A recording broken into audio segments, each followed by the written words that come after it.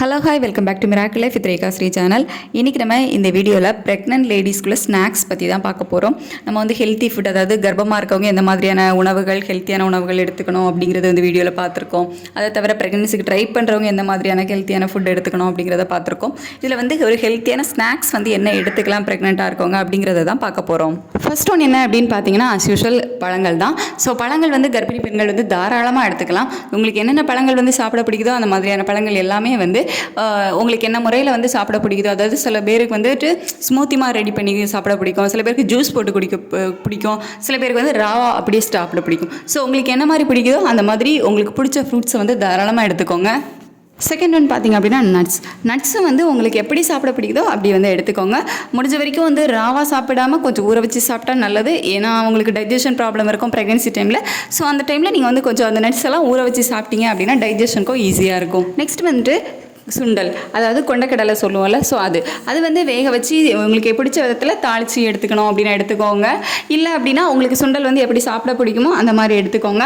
சுண்டல் சாப்பிட்டீங்க அப்படின்னா உங்களுக்கு வயிறு நிறைச்ச ஃபீல் வந்து இருக்கும், அதாவது அடிக்கடி பசிக்குள்ள உங்களோட ப்ரெக்னன்சி டைமில். ஸோ அந்த மாதிரிலாம் இருக்காது. நீங்கள் வந்து சுண்டல் சாப்பிட்டீங்க அப்படின்னா ரொம்ப நேரத்துக்கு உங்களுக்கு வந்து பசி தாங்கும்.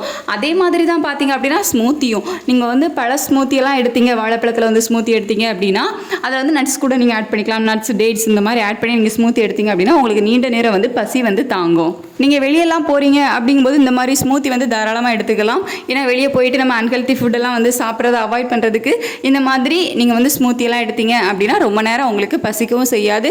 ஸோ உங்களுக்கு ஹெல்த்தியாகவும் இருக்கும். நெக்ஸ்ட் பார்த்தீங்க அப்படின்னா ஸ்வீட் பொட்டேட்டோ. ஸோ இது வந்து ரொம்ப ஹெல்த்தி உடம்புக்கு. ப்ரெக்னன்சி டைமில் உங்களுக்கு ஸ்வீட் கிரேவிங்ஸ் எல்லாம் இருக்குது அப்படிங்கும்போது ஸ்வீட் பொட்டேட்டோ தாராளமாக எடுத்துக்கோங்க. அதே மாதிரி டார்க் சாக்லேட்டும் வந்து தாராளமாக எடுத்துக்கலாம். ஸ்வீட் கிரேவிங்ஸ் இருக்கவங்க ஸ்வீட் பொட்டேட்டோ, அப்புறமா இந்த டார்க் சாக்லேட், இதெல்லாம் வந்து நல்ல ஸ்நாக்ஸ் நீங்கள் வந்து எடுத்துக்கலாம் தாராளமாக. உடம்புக்கு நல்லது தானே அப்படின்னு சொல்லிட்டு டார்க் சாக்லேட்லாம் ரொம்ப அதிகமாக எடுத்துக்காதீங்க, லிமிட்டாகவே எடுத்துக்கோங்க டார்க் சாக்லேட்.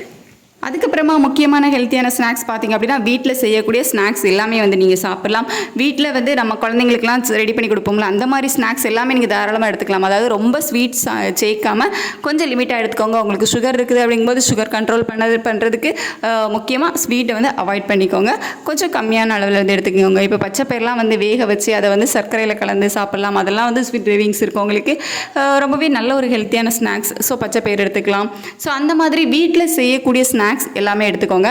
ஸோ ஆயிலில் இது பண்ணதை மட்டும் கொஞ்சம் அவாய்ட் பண்ணி சாப்பிடக்கூடாது அப்படின்லாம் கிடையாது.